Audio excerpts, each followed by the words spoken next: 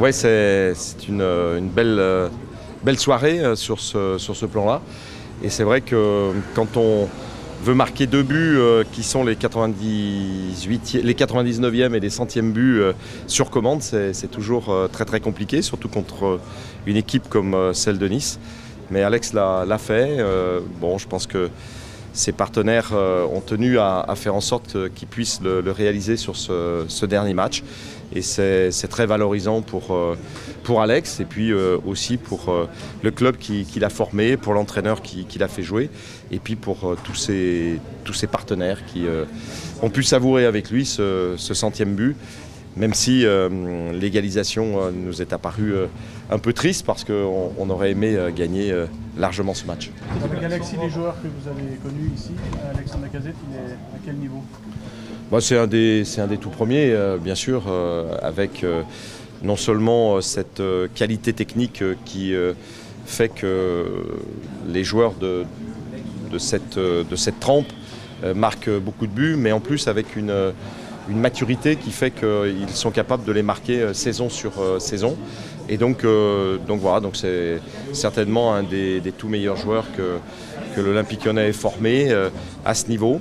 Et c'est bien que l'Olympique Lyonnais continue de former des grands attaquants comme on a eu avec Karim Benzema ou plus récemment avec Anthony Martial. Ça va être dur de le remplacer. Ça va être compliqué de le remplacer, président. Ah bah bien sûr, c'est toujours très très compliqué de remplacer un très grand joueur, un très grand attaquant. Bon, ceci étant, à partir du moment où ce sont les joueurs qui souhaitent partir, ce n'est pas les clubs qui souhaitent absolument les garder, c'est la logique du football international, du football européen et du football mondial. Maintenant, comme je l'ai exprimé hier soir à la finale de la Coupe de France à Vannes, Alex il est toujours sous contrat avec l'Olympique Lyonnais et même si on lui a donné un bon de sortie, il faudra pour que les choses avancent dans le bon sens, que les clubs qui souhaitent éventuellement l'acquérir soient d'accord sur nos conditions. Elles ont été fixées, elles sont élevées parce que, bon, j'espère qu'elles n'ont pas d'ailleurs augmenté avec ces 2 buts supplémentaires.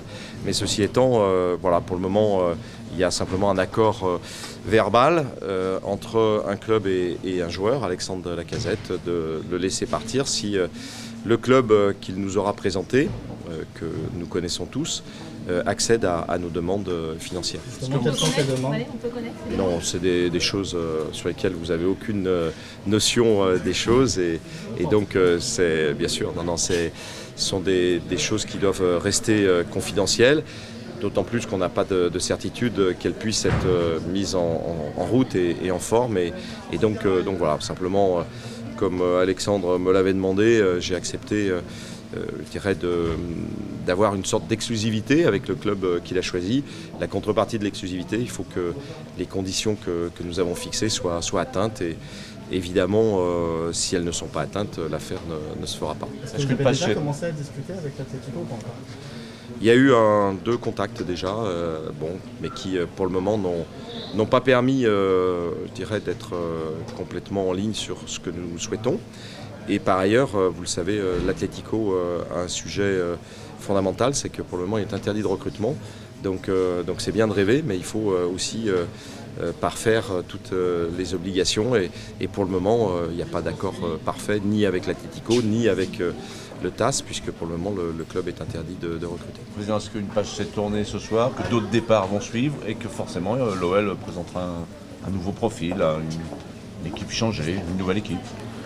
Vous avez tellement dit qu'il y avait de bonnes choses et de moins bonnes que, effectivement, si un certain nombre de joueurs souhaitent partir pour avoir des clubs encore plus ambitieux que l'Olympique Lyonnais, mais ça se compte sur les doigts de la main, eh bien, il faudra les remplacer. Et comme aujourd'hui l'Olympique Lyonnais a, je pense, fait en amont de tous les autres grands clubs français les investissements nécessaires pour avoir les infrastructures. Il y avait encore 50 000 personnes payantes ce soir dans le match. On a des infrastructures d'entraînement qui sont aussi parmi les meilleures d'Europe.